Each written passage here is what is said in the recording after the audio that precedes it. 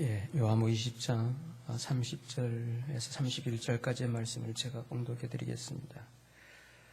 예수께서 제자들 앞에서 이 책에 기록되지 아니한 다른 표적도 많이 행하셨으나 오직 이것을 기록함은 너희로 예수께서 하나님의 아들 그리스도이심을 믿게 하려 하며 또 너희로 믿고 그 이름을 힘입어 우리 함께 읽겠습니다. 생명을 얻게 하려 함이니라. 아멘.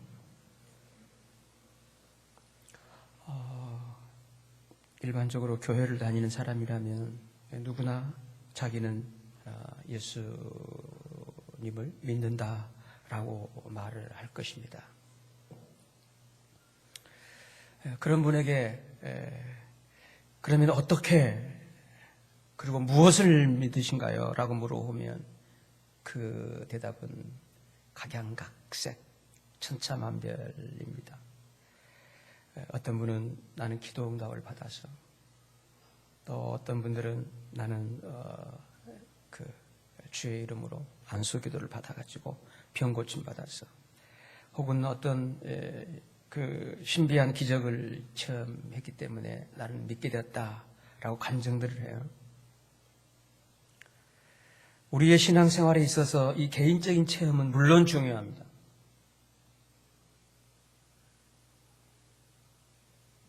동기부여에 있어서 중요합니다. 그러나 거기에는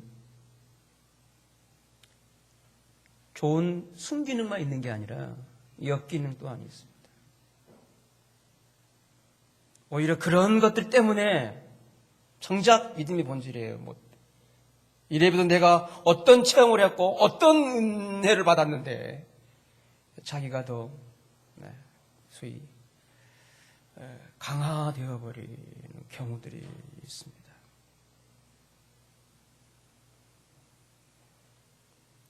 그래서 우리가 예수 그리스도를 믿는다고 하는 것은 수시로 변하는 우리의 어떤 체험이나 내 감정을 그걸 뛰어넘는 소위 객관적인 증거, 이 객관적인 증거, 내 안에 개인적으로 이루어지는 어떤 그런 증거가 아니라 객관적인 증거, 즉 하나님께서 주신 그 확실한 믿음의 근거, 믿음의 증거, 그 믿음의 근거를 삼아서 믿게 되는 믿음이 바로 정상적인 성경에서 말하는 바로 그 믿음인 것입니다.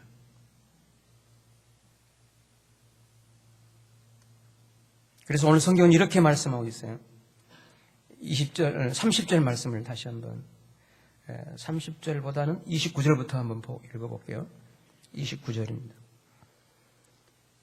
예수께서 가라사대 너는,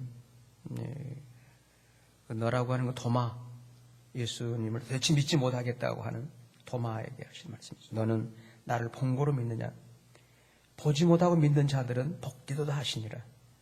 예수께서 제자들 앞에서 이 책에 기록되지 아니한 다른 표적도 많이 행하셨으나 오직 이것만을 기록한 것은 너희로 예수께서 하나님의 아들 그리스도이심을 어떻게 믿게 하려 함입니다.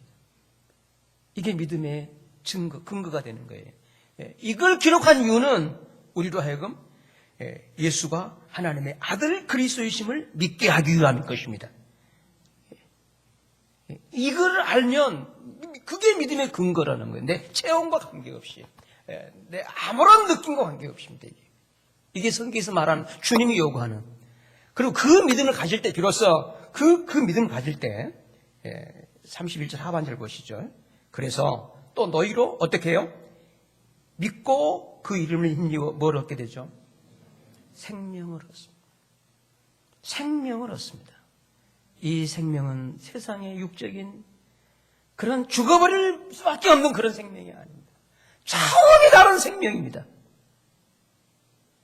하늘의 생명입니다. 하나님의 생명이십니다. 영원한 생명이십니다.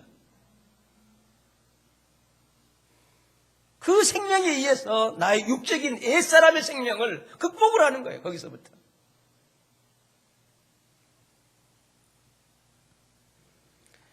이렇기 때문에 예수 그리스도를 바로 믿는 그 믿음이 없이는, 저를 따라하시 그 믿음, 어떤 믿음이 아닙니다. 제가 여러분께 강조하는 것은 어떤 믿음이 아니에요. 그 믿음, 영어를 써서 미안해요. 소위 더 페이드입니다. 소위 어페이드가 아니라 바로 그 믿음입니다. 믿음 중에 또 하나의 믿음이 아니에요. 지금은 사실은 이런 시대로서 믿음주의라고 그래요. 믿음의 공해, 믿음의 분열, 믿음의 오염 시대라고 얘기합니다. 참으로 이 귀한 절기에 여러분 바로 그 믿음을 찾고 그 믿음의 삶을 살게 되시기를 바랍니다. 따라서 바로 그 믿음이 없이는 생명을 얻고 누리는 이 그리스도인의 삶을 살아갈 수가 저는 없다고 보는 사람입니다.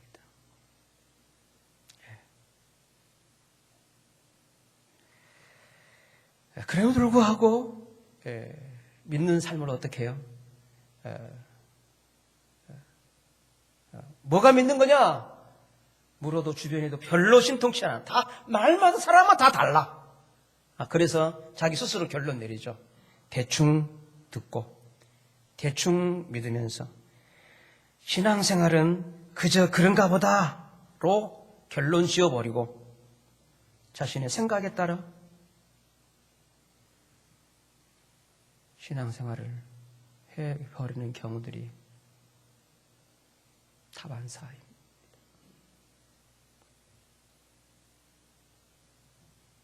물론 그 결과는 그 생명을 누릴 수가 없습니다. 왜냐하면 그 생명을 얻은 적이 없으니까. 따라서 그 삶은 그저 생명이 아닌 세계죠. 공고함, 만족이 없고요. 어떤 체험을 해도, 어떤 뭐를 해도, 어떤 성경을 뭐 해도 그거 한시적이에요. 또다시 오기만 하고.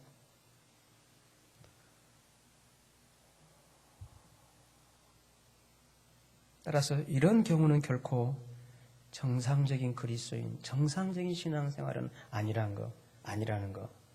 예수 믿는 게 이런 거야? 여러분 그런 고민 중에 있다면 그게 정상이 아닙니다.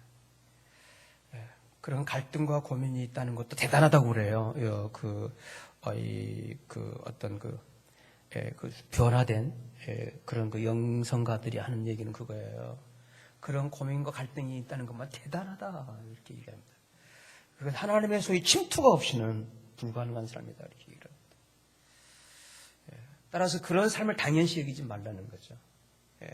정상적인 그리스도 삶이라는 게 오늘 본문 그대로예요.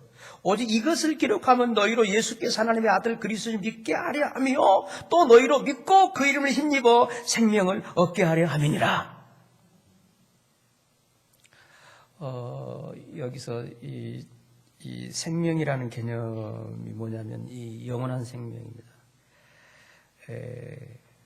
우리의 가진 생명은 옛사람 생명은 뭐냐면 상대적이에요. 상대를 통해 상대하다가 그 상대를 넘게 되면 절대의 세계가 되는 거예요. 영원한 생명은 그거예요. 절대적이죠. 이건. 그래서 내 마음에 들고 안 들고를 떠나는 거예요. 여기서는 거의 이게 주님의 생명이 되는 것입니다. 이게 이제 무한대 영원한 생명이 되는 거고요. 그렇다면 이제 제가 본론을 여러분께 제시해 드릴게요. 그렇다면 바로 그 믿음, 어떤 믿음이 아니라 바로 그 믿음의 증거가 되는 것은 무엇냐는 거예요. 바로 그게 뭐냐는 거예요. 그게 바로 여기 31절에 나와 있는 이겁니다. 31절 주목해 보실래요? 오직 뭘 기록하면? 이것을 기록하면 너희로 예수께서 어떻게 해요? 하나님의 아들 그리스도이심을 어떻게 하기 위해서? 그러니까 그 30절도 보면 앞절에 예수께서 여러 많은 표적도 행했어요. 근데 오직 이것만을 기록한 이유입니다. 이것만을 기록한 이유가 뭐냐? 그것은 우리로 하여금 예수가 하나님의 아들 그리스도이심을 믿게 하기 위함이라고 하는 것입니다. 그렇다면 오늘 바로 그 믿음의 증거는 뭐나요? 바로 이것인데요. 따라합시다. 이거예요. 이게 뭐냐면 여러분 예수 그리스도의 부활 사건입니다. 그래서 이 요한복음의 가장 마지막에는 십자가에서 죽으신 예수님께서 3일 만에 다시 살아나신 부활의 표적을, 부활은 표적입니다. 믿음의 근거입니다. 우리가 예수를 믿게 되는 믿음의 사인입니다. 아멘. 믿음의 사인. 내가 이거구나 이거예요. 그것 때문에 믿는 거예요. 믿음의 사인이에요. 믿음의 근거 표적이에요. 그 표적을 맨 마지막에 요한복음, 소위 사복음서의 맨 마지막에 이 부활 사건을 이렇게 구체적으로 기록해놓고 있는 것입니다. 우리가 믿고 있는 예수님께서는 당시에 30대 초반의 청년이라 하잖아요.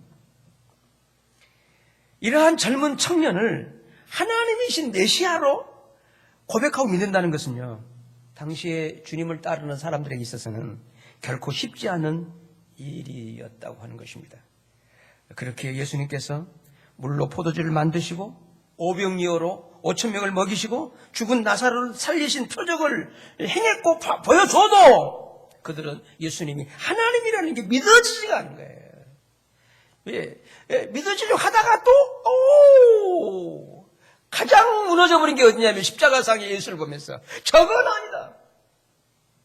이게 제자들의 공통적인 인식이었어요. 한번 따라해 보시죠. 저건 아니다. 너무 무기력하게, 너무 비참. 저건 아니다. 소위 자기들이 생각하는 믿음, 자기들이 생각하는 메시아, 그리스도와. 그래서 자기 생각의 믿음이라는 게 참 거기 갇히면요, 믿음의 이 정상적 믿음의 삶으로 회복은 어려워집니다. 하여 바로 그 믿음을 위해서는요, 그래서 성경에서는 너희는 귀를 기울이고 내게 나와 들으라.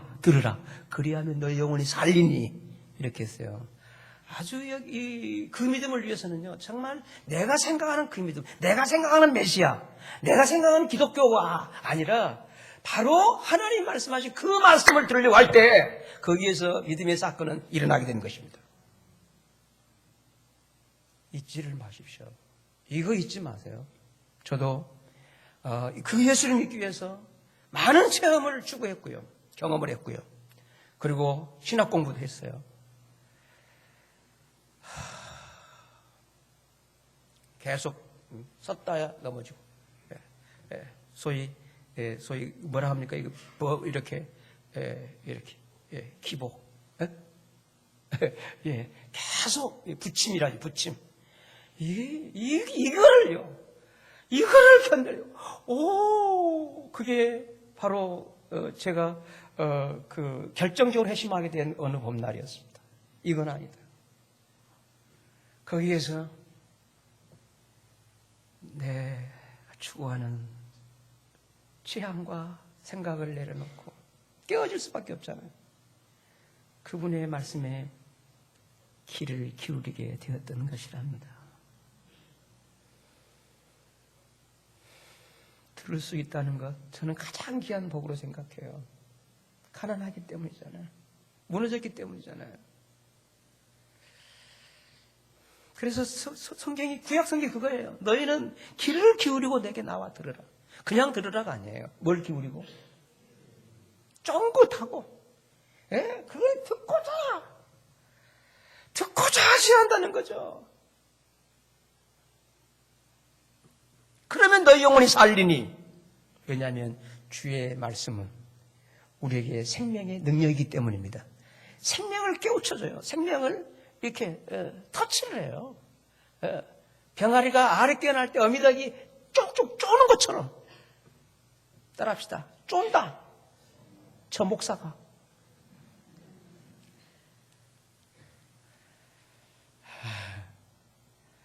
저는 우리의 존재의 근본의 변화를 위해서 외치지 어떤 다른 것으로 저는 여태 쪼으려고 해본 적이 없는데, 그렇게 들었다면 용서하시고요. 이제 그렇게 안 쪼겠습니다.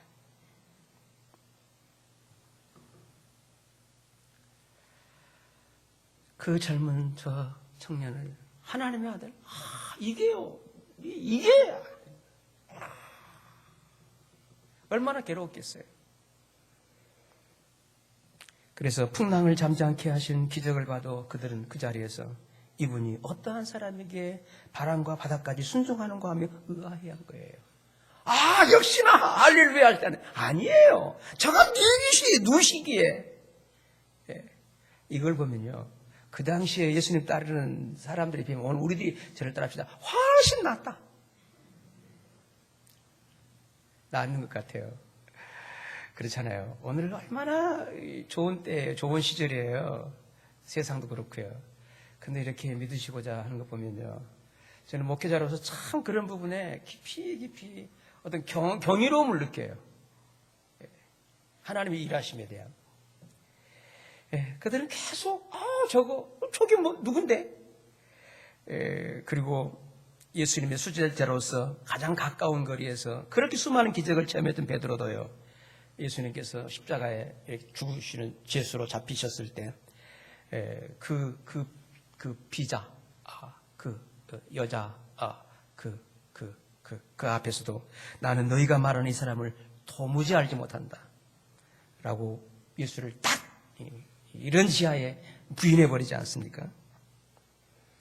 그러나 성도 여러분, 바로 그런 사람들이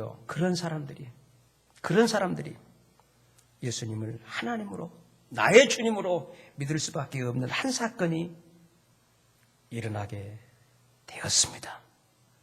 하나님에 의해서. 바로 그 사실이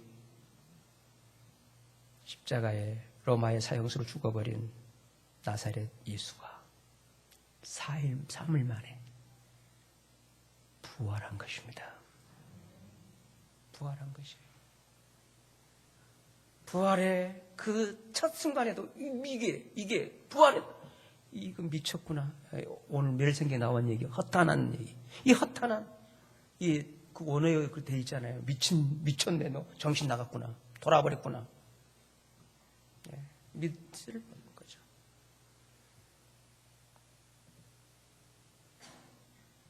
그래서 예수님을 미쳤다고 했던 그 예수님의 친동생 야고보도, 그리고 예수를 나의 주님으로 믿었던 그리스도인들을 잡아 죽이려고 핍박했던 이 바울 사도, 이 사울도, 그리고 의심쟁이 도마도, 그리고 예수님을 그동안 지속적으로 부인했던 베드로도, 그들 모두가 다시 살아나신 예수 그리스도를 개인적으로, 인격적으로 모임을 통해서 만나고 나서야 예수님께서 진정 하나님의 아들 그리스도, 나의 주님으로 믿게 된 것입니다.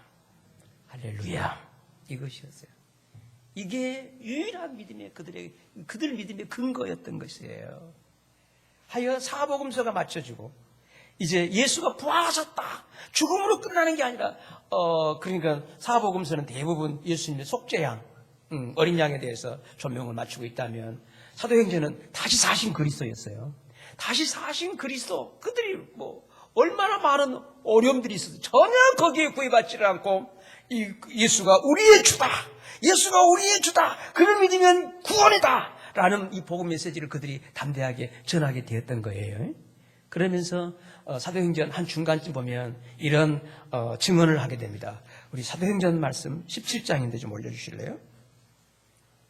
여기에 올려있네요. 17장 30절입니다. 알지 못하는 시대에는 하나님이 허물치 아니하셨거니와 이제는 어디든지 사람을 다 명하사 회개하라 하셨으니, 그 이유가 뭐냐? 31절에 이는 정하신 사람 예수 그리스도이시죠. 메시아, 약속하신 사람, 그로 하여금 천하를 공의로 심판을 하는 작정하시고, 이에 저를 어떻게 해요? 어떤 자 가운데? 죽은 자 가운데서 어떻게 해요? 다시 살리신 그 부활이잖아요. 다시 살리신 그것으로 모든 사람에 따라서 모든 사람입니다.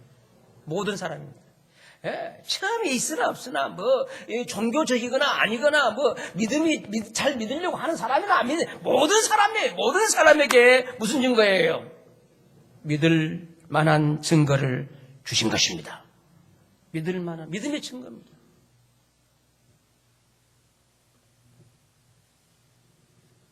그런데 우리는 흔히 많은 신앙 체험, 특히나 병고침이나 갖가지 기사이적을 경험해야 예수님을 잘 믿을 수 있을 것이 생각을 해요.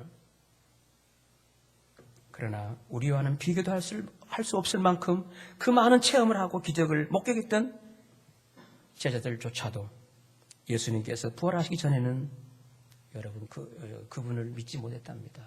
잊지 마세요.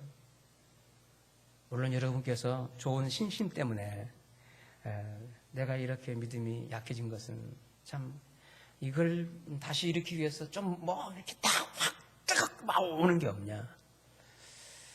여러분 이거 잊지 마세요.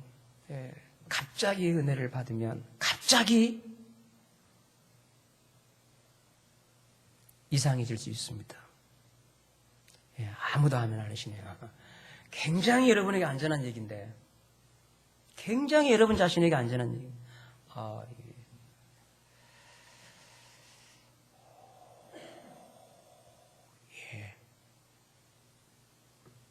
믿음의 사건에 있어서, 믿음의 이벤트에 있어서 대부분 사탄은 우리에게 아주 충격요법을 써요.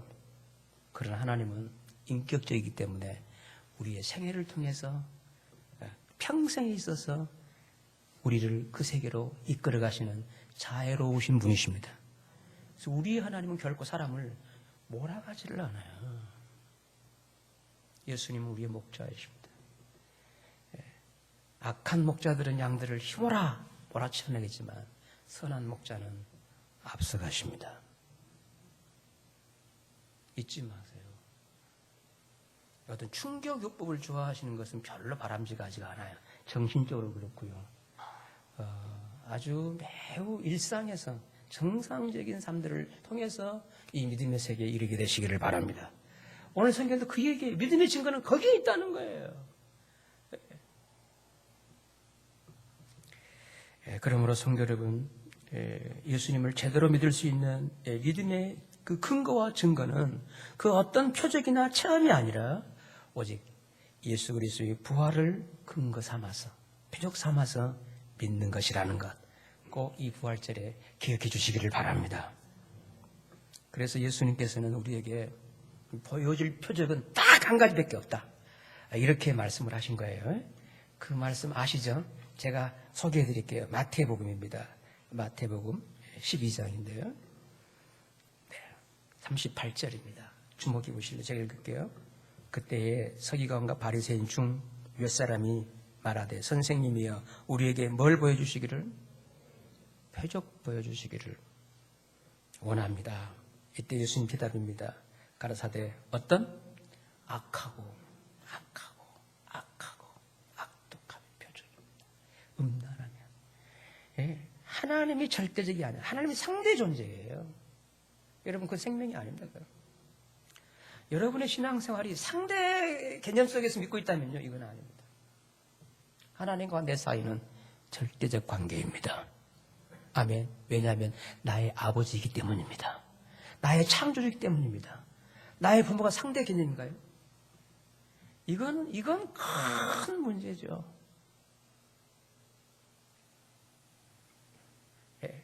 그래서 악하고 음란한 세대, 영적인 음행이 이건 하나님이 절대자가 아니에요. 더 센 문제, 더 많이 주는 택하겠다는 거예요. 그게 표적이에요. 표적이에요. 자, 내가 오늘 복권 샀다. 이게 딱 그냥 그대로 맞아. 이게 무슨 표적이겠어요? 절대적이겠어요? 비교에 의한 상대적이잖아요. 그래서 악하고 음란한 세대가 뭘 구한다고요? 표적을 구하는 것입니다. 그렇지만 나는 선지자 요나의 표적밖에는 보일 표적이 없다. 여러분, 예수님께서 능력이 부족해서 다른 표적이 안 되는 이루시나요? 딱 이것밖에 없다는 거예요. 이 요나의 표적, 그게 뭔가요? 우리 40절 함께 읽어요. 시작.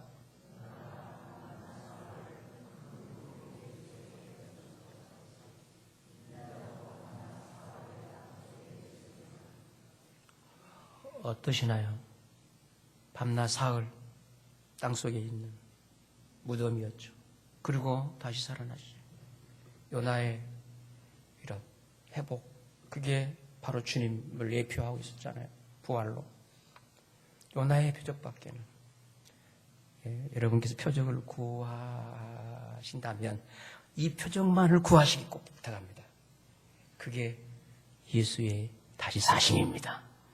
아멘. 자, 여러분, 그동안 많은 역사학자들, 많은 사회학자들, 많은 학자들은요, 계속 예수의 부활의 진리를 계속 얘기했어요. 이거는요, 그러니까 지금 가장 역사 속에 놀라운 하나의 신비, 불가사의는 뭐냐? 예수의 부활이 실제의 진리로 믿어지고 있다고 하는 것입니다. 이거는 놀랍고 놀라운 사실입니다. 이 표적입니다. 그걸 하나님이 계속 지켜오고 있는 거예요. 그 표적을. 그 믿음의 사인입니다. 그래서 내 마음속에 여러 의심이 들고 어떤 믿음의 문제가 발생한다면 이게 제대로 믿어져 생명을 얻는 딱 이 믿음의 실제의 본질에 이르지 못하는 이런 갈등이 있다면 이 부활의 주님을 계속 집중해서 주목하시길 바랍니다. 부활의 사건이 있어서 특히나 사도행전을 많이 읽으시면 도움이 되시라고 보여요. 이렇기 때문에 성도 여러분, 우리 주 예수 우리 부활이 없다면 우리의 믿음, 우리의 신앙 행위는 다 허사입니다. 헛것이라는 사실을 바울 사도가 이렇게 증언을 해요. 바울 사도의 증언입니다. 고린도전서 15장인데요. 17절입니다. 예, 제가 읽을게요. 그리스도께서 17절에 다시 사신 것이 없으면 너희의 뭣도요? 예, 믿음도 어떤 믿음이에요? 뭐 큰 믿음, 작은 믿음, 센 믿음, 약한 믿음, 뜨거운 믿음, 싱거운 믿음, 차가운 믿음, 어떤 믿음도 헛된 거예요. 어떤 믿음도. 예수에 다시 사신 것이 없다면, 그리고 너희가 여전히 어디 가운데 있다고요? 제 가운데. 18절입니다. 또한 그리스도 안에서 잠자는 자도 어떻게요? 그걸로 망한다는 거 끝나는 걸 말합니다. 아무런 다음에 희망이 없는 거예요. 끝나버리는 거예요. 근데 부활은 결코 절망이 없는 영원한 희망입니다. 부활은 죽을 수밖에 없는, 결코 죽을 수 없는 그 생명인 것입니다. 아멘. 이거는 끝이잖아요, 이제는. 결코 디엔드가 없는 거 아니냔 말이에요. 이런 실제가 이 땅에 이런 실제가 어디 있겠어요? 이런 사실, 이런 진리가 어디 있겠어요? 생각하셔야 돼요. 그리고 부활을 교리로 어떤 관념으로 생각해버리면 갇혀버린다니까요.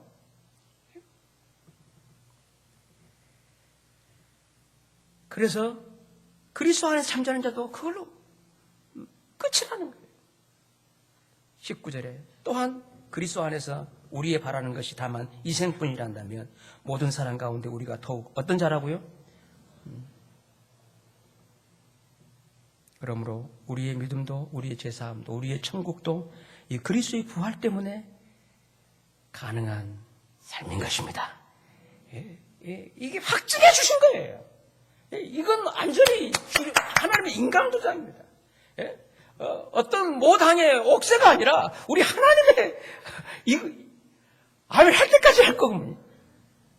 이건 그래도 이 놀라운 주님의 하나님의 확증 부활입니다.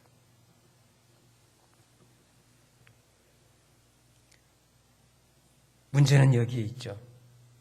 그리스도의 부활은 2000년 전 단 한 번 일어난 사건이라고 하는 것입니다. 2000년 전 단 한 번 일어난 사건임에도 불구하고 예수 그리스도의 부활은 오늘 나를 위해서 그리고 우리를 위해서 일어난 오늘의 사건입니다. 아멘. 과거로 끝나버린 것이 아니라 믿는 자 속에 그 부활의 실제로 역사되어지는 오늘의 부활인 것입니다. 왜냐하면 예수 그리스도의 부활 그 순간부터가 바로 나와 우리를 위한 부활이었기 때문인 것입니다. 저를 따라 하시죠. 주님 부활은 내 부활 믿습니까? 주님 죽으심이 나를 위한 죽음입니다. 그리스도의 부활은 나를 위한 부활입니다. 죄와 허물로 죽어버린 나를 살리시는 하나님의 사건이었다고 하는 것입니다. 그래서 이 부활의 시제, 부활하셨다라는 이 동사 시제가 현재 완료형, 줄여서 현재형으로 기록이 되어 있어요. 왜냐? 그건 오늘, 지금의 부활이기 때문인 것입니다. 그러므로 2000년 전에 일어난 부활 사건은 오늘 또 나의 사건이 되어서 내 믿음의 근거와 믿음의 증거가 됩니다. 이렇기 때문에 우리가 불렀던 지난 고난주간에 불렀던 찬송가 노랫말에도 이런 노랫말이 있잖아요. 거기 너 있었는가 그때 주가 그 무덤 속에 누울 때 거기 너 있었는가 그때. 여기에 감동이 오시면 아멘으로 동의해 주셨으면 감사하겠습니다. 거기 너 있었는가 그때에 주가 그 무덤에서 나올 때 거기 너 있었는가 그때에. 과거적 사실이 객관적 사실이 주관화되어 버립니다. 오늘의 내 사건으로 이거는 신비입니다. 십자가에 달릴 때 내가 거기에 달려있음을, 그분이 사셨을 때 내가 거기에 있음을, 그리스도의 죽음은 나를 위한 함께의 죽음이죠. 같이 죽음이죠. 그리스도의 살으심은 당신만 살겠다는 것이 아니라 함께 나와 더불어 같이 살기 위한 살으심입니다.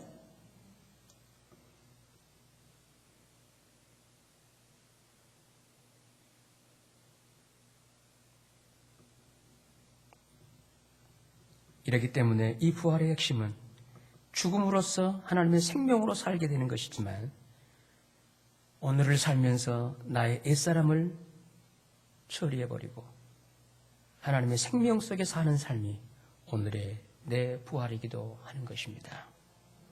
그러므로 부활신앙의 본질은 부활하신 예수 그리스도를 오늘 내 삶 속에서 나의 주님으로, 나의 주로, 저를 한번 따라해 주십시오. 나의 주, 나의 주로 삼아서 그분의 다스림 속에 살아가는 것이라는 것을 로마서 14장에서 이렇게 말씀하고 있어요. 14장입니다. 8절인데요. 제가 읽을게요. 우리가 살아도 누구를 위해서요? 주를 위해서 살고 죽어도 주를 위해 죽나니 그러므로 사나 죽으나 우리가 누구의 것이죠? 주의 것입니다. 주의 것. 그것은 이를 위해서 우리의 주인 되기 위해서 이를 위해서 그리스도께서 죽었다가 다시 살으셨으니 곧 죽은 자와 산 자의 뭐가 되기 위해서요? 주라는 말은 주인이라는 뜻입니다. 주권자는 책임자예요. 책임자라는 뜻입니다. 책임자. 남편을 주인이라 하잖아요. 책임자. 그 아내의 책임자. 책임자라는 거예요. 이 책임자라는 이 단어의 궁극적인 어원이 하나님이란 창조주, 하나님이란 뜻입니다. 하나님이란 뜻이에요. 주가 되기 위해서, 우리의 주가 되기 위해서, 우리의 주인, 우리 주인 되시기 위해서, 우리의 책임자가 되시기 위해서. 아멘. 우리를 창조하신 하나님께서 우리를 기어이 창조를 완성한 그 창조주로서의 그 삶을 다 감당하기 위해서, 우리의 주가 되기 위해서 그분이 다시 사신 것입니다. 그분이 주란다면 우리는 뭐죠? 종이죠. 그죠? 그분은 우리의 오야봉. 우리는 그렇다면 뭐죠? 꼬봉. 그렇잖아요? 자, 그러면 보세요. 자, 종이 주인을 위해 할 수 있는 게 뭔가요? 그렇잖아요? 그거는 주인의 다스림 속에 사는 그것입니다. 그게 바로 오늘 이 8절 이 말씀이에요. 우리가 예수 믿는 그리스도인들이잖아요. 우리가 살아도 누구를 위해서요? 주를 위해서. 주를 위하는 게 뭐겠어요? 내 주인 안에 거하는 것입니다. 아멘. 그 주님 안에서 살고 그 말이에요. 내 마음대로 하다가 내 주인님이여, 나 좀 보이소. 그러면 경쟁과 라이벌이 되어버리죠. 파트너가 아니라 라이벌 되어버리죠. 주를 위하는 게 뭐겠냐 말이에요. 오늘 우리의 믿음 생활에서 이 개념이 안 되기 때문에 자꾸 주를 위한다면서 결국은 그게 자기 의도대로, 자아실현, 자기성취적으로. 이건 아니죠. 이건 주인을 위한 게 아니죠. 그래서 우리가 살아도 주를 위하는 거예요. 주님 안에서. 죽어도 어디 안에서? 주님 안에서. 주님 안에서 죽나니. 왜? 사나 죽으나 우리가 누구의 것이기 때문에? 주의 것. 아멘.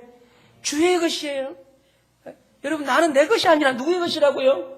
주의 것이라고요. 값주고 샀다 했잖아요. 주의 것이잖아요. 그럼 내 책임자는 누가 책임지는데요?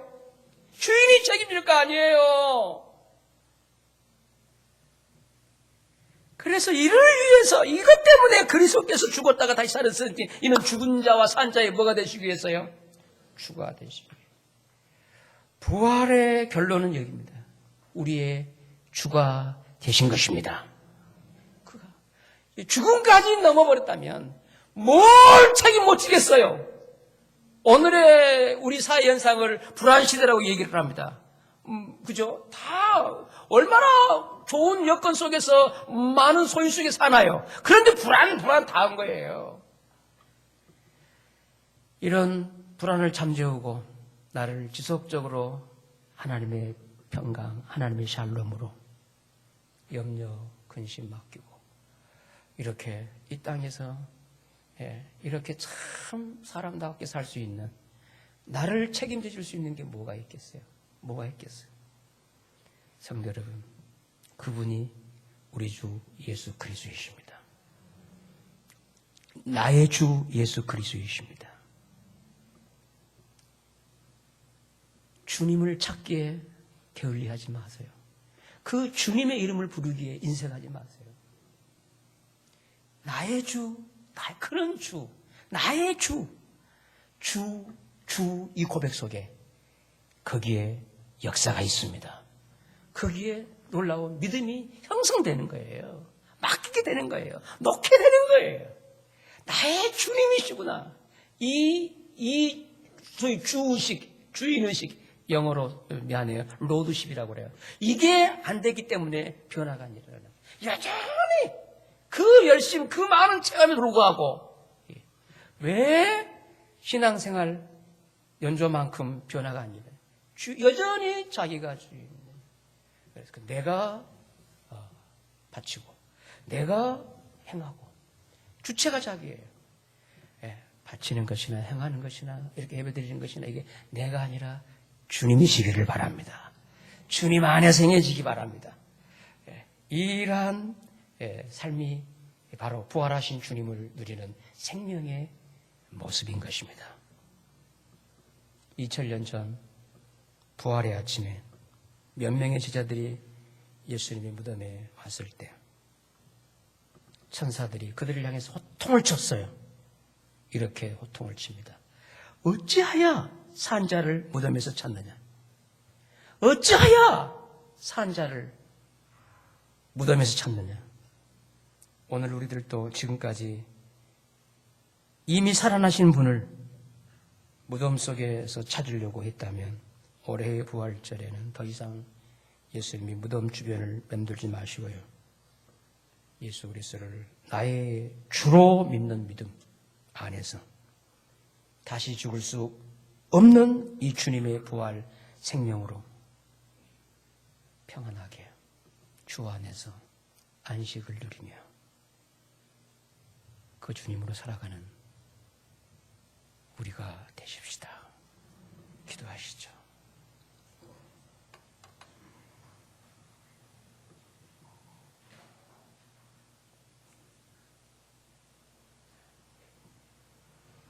믿음의 증거예요. 믿음의 근거예요. 무엇을 믿으시나요? 어떻게 믿으시나요? 그리고 그 믿음으로 누려진 삶이 무엇입니까? 개인적으로 꼭 점검을 하셔야 돼요. 내 믿음으로 누려지고 있는 게 무엇이나요? 그 생명이어야 한다고 하는 것입니다. 그 생명은 내 생명이 아니라 주님 생명이세요. 그 주의 생명은 내 주인 되시는 분의 생명이십니다. 이 진리들을 기억하시고 생각하시면서 이제 이후로 주님을 내 주인 삼아 그 생명 안에서 이 믿음으로 잘 살아가기를 위하여 우리 함께 합심해서 기도를 드리시겠습니다.